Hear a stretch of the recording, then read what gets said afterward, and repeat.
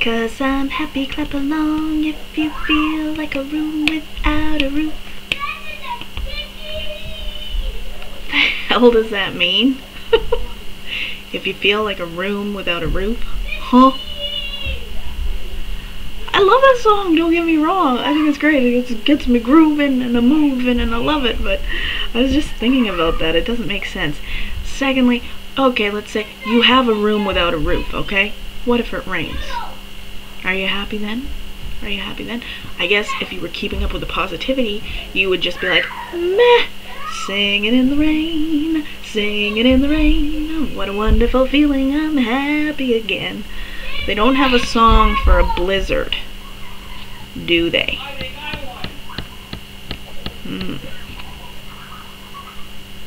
Stuff that occupies my mind. I just wanted to say hello. We are back in the blue room. I am back in my bedroom, back home. A bit of background noise there. It's playtime.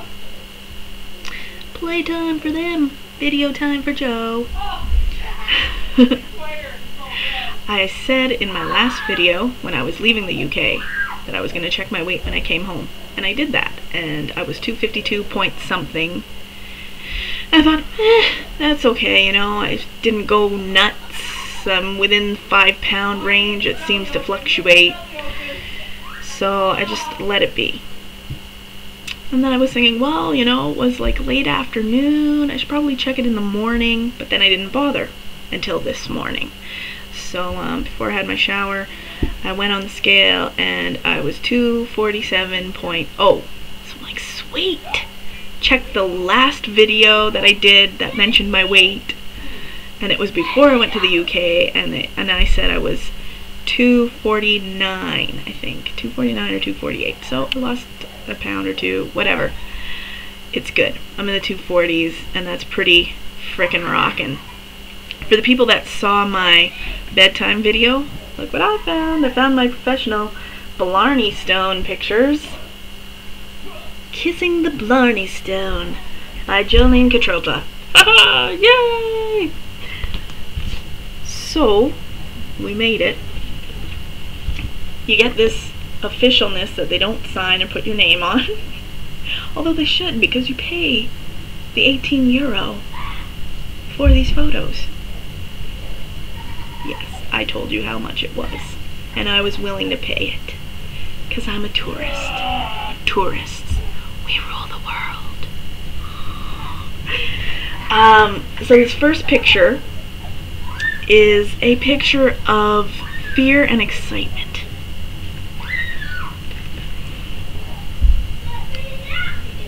There's me, laying down on my back, grabbing those 2 poles there, because that's what you're supposed to do. Ooh.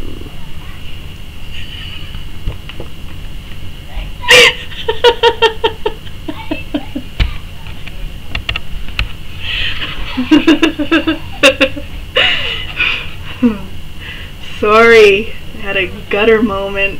Gosh, anyhow, what they do is they tell you to lay down on your back, and then you grab the poles like this, and then you have to lean your head back. Then Mr. Red Jacket tells you to shimmy back. Except I couldn't, because I was scared. I don't even have a metaphor to tell you how scared I was. I just was scared. I was there. The Blarney Stone is like 100 feet up in the castle. And like my thoughts, when I thought of the Blarney Stone before, I just thought it was a rock in the grass somewhere. I don't know. So anyways, Mr. Red Jacket shimmied me back. And then they tell you to close your eyes and smooch the stone. I did it. I was relieved. I even gave Mr. Red Jacket a kiss on the cheek after, because I was like, oh, I survived. And now I am officially, according to stone law, I now have the gift of gab and charm for the next 7 years.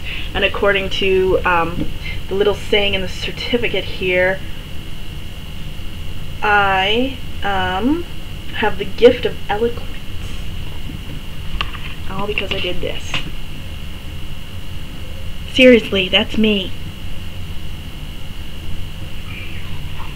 It was a good day. Also, my friend Jill, she did it. She had no intention of actually kissing the Blarney Stone, none of that, but the two Irishmen and myself convinced her. And I'm glad that we did, and I think she's glad that she did too, because it was her first time there, and when are you going to have the opportunity? So you take these opportunities, and you go with it. I had a great time in Ireland. Also, I bought an Irish hat. Ooh, top of the morning to ya! Bought an Irish hat. Jill got one of those Irish sweaters that like crisscrosses like this. And the shoulders thing. It's really cool. It's super cool. It looked really nice on her. On the day trip was to Cork, which also brought us to Blarney and the Blarney Castle, and brought us to this other place called Cove, which had the Titanic experience there, because I think what they were telling us, if I remember correctly, that was one of the last ports the Titanic stopped at before it sank. Let's fix my Irishness here. My Irish bling. So I got one of these, and then, yeah, we had a great time. Other things I did in Cork was drink. Sorry, not Cork. I meant to say Dublin. Cork was just a day trip. Drink, of course. It's a stereotype, but it also happens, and it's extremely fun and a great time. And we met friends and made new friends, and the night was wild and fun and awesome, and the time just went by so quickly. And I don't just think that was because of the alcohol. It's just great times. I mean, after that night of party fun, we had a day to chill. I kind of went out and explored. Jill had to go to school for a bit, and then we did the Cork day, Blarney Stone day, and then I met my sob story. Yeah, it happened.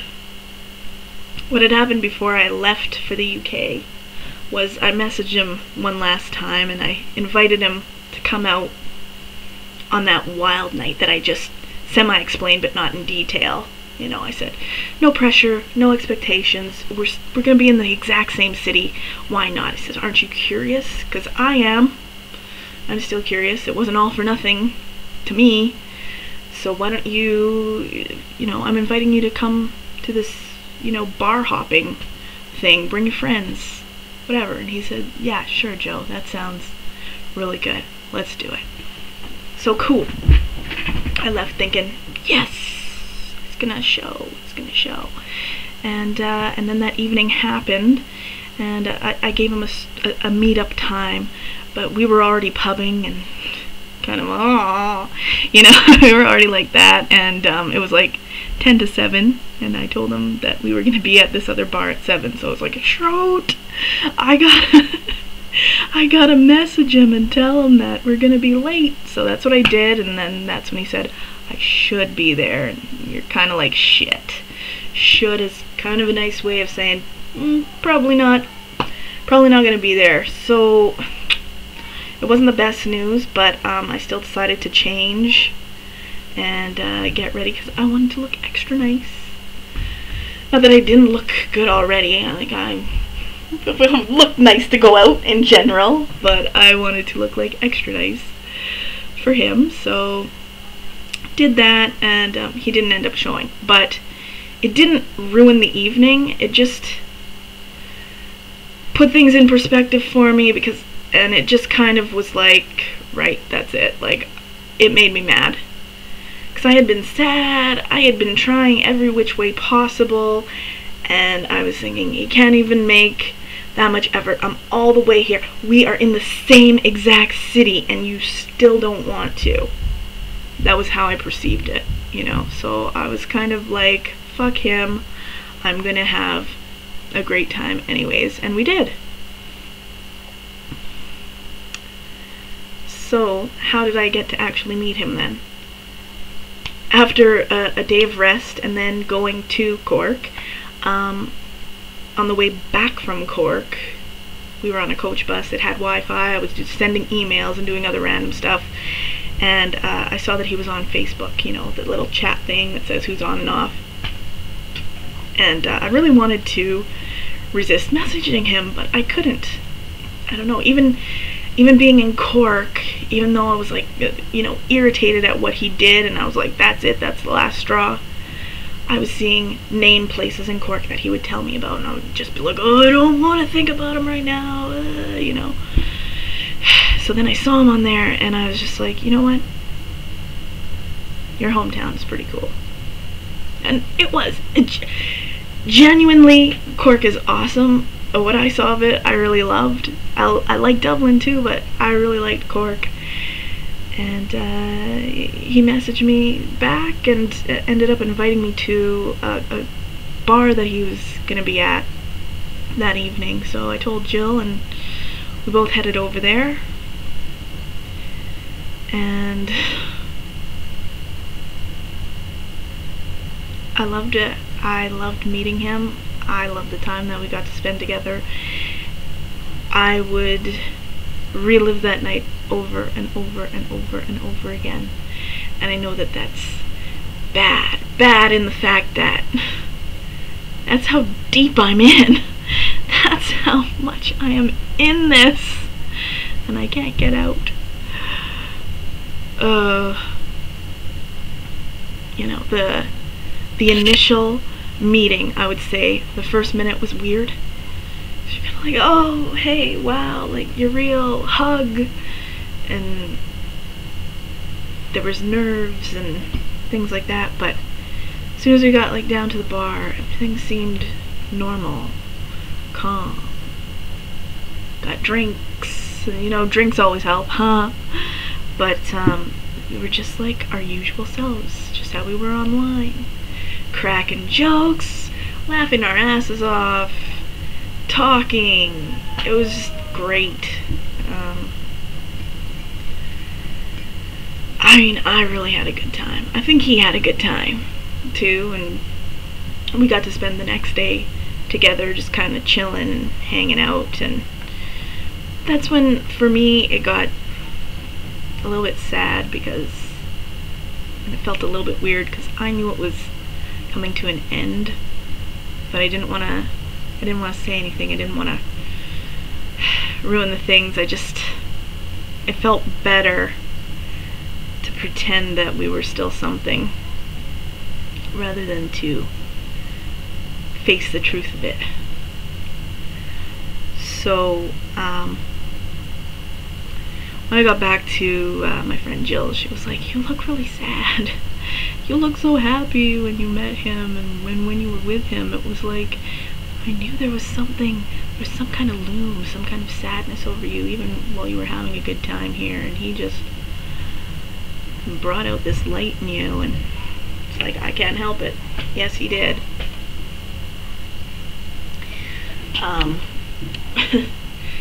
But I told her, I think I'm just sad because it's over. It's the experience of it all.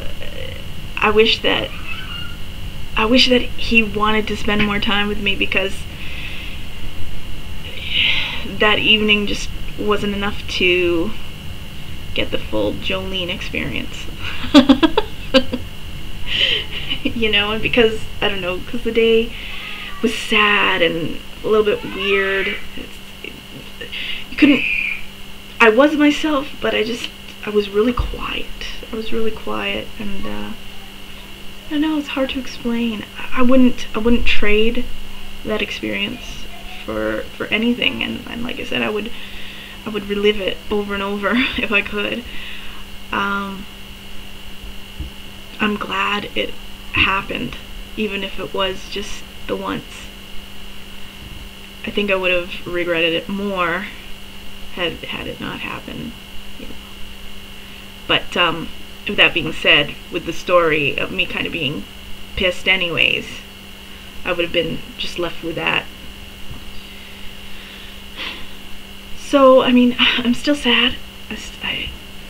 Because when we left it, we left with I love yous, and I felt good. I felt really good, and then the more I thought about it, I felt sad, and then thought about it more, and I was like, I'm really confused, but I thought, I'm just gonna try and let it go as best I can and not think about it as much, because I'm still gonna be meeting other friends, and I don't want to be a Debbie Downer, and I want to have fun. So I did. And then when it was near the end and I still had a bit of vacation left, I flat out asked him where his heart and brain was actually, because I says, I want to continue, I'd like more, I thought we had a great time, yada yada yada. But it turns out, as he said, his heart isn't in it anymore, which, oh, it kills me. It does. It hurts. And I suspect that his heart probably wasn't in it for quite some time, and I just kept trying and trying and trying anyways, because mine was, it still is. It's like I'm trying to pull it out of the situation and have it back. I just never thought I'd be so grieving.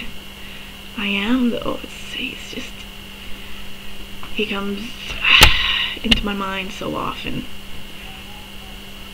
The time that we had together, it's there. It's nighttime's the worst. It's like when I get up in the morning, I feel okay, and I have distractions of the day. But when I go to bed, it's like, it seems to be all I can think about. I just don't know what else to focus on. He's there. And it doesn't make me angry, and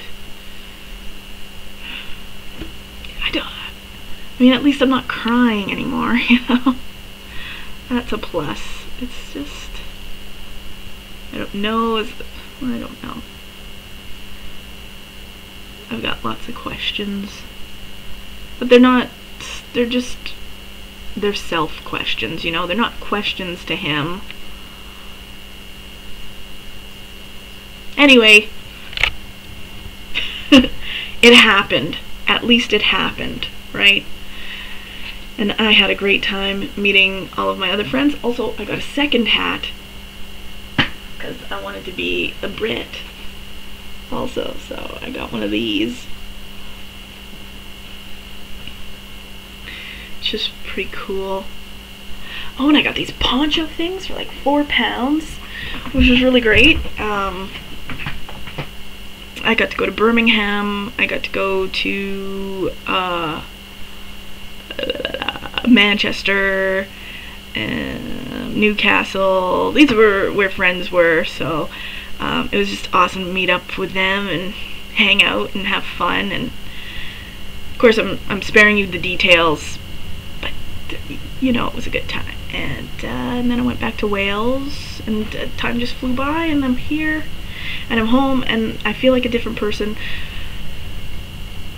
It was one of the best experiences of my life thus far.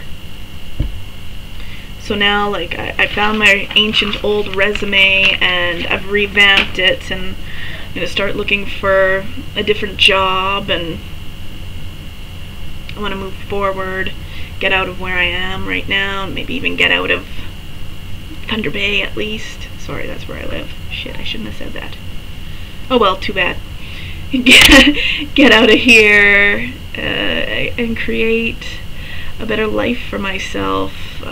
Just the people in Ireland and the people in the UK they're different in a good way and accepting. At least that was my perspective of it.